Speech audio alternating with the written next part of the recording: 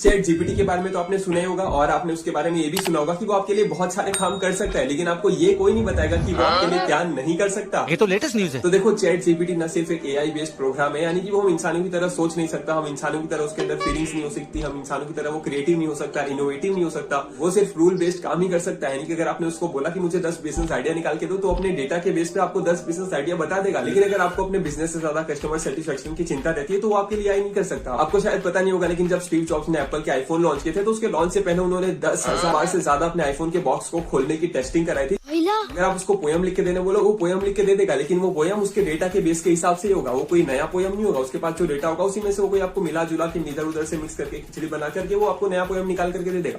मतलब वो क्रिएटिव नहीं है, लेकिन वो स्मार्टली रिपीटेटिव है, इसलिए हमें क्रिएटिव लग रहा है। ये सारे काम आपके लिए एआई नहीं कर सकता, और यही काम अगर आप कर सकते हैं तो फिर आप आने वाले टाइम में भी टिके रहेंगे, और अगर नहीं कर पाए तो फिर खत्म। Bye bye, tata, good bye, गया।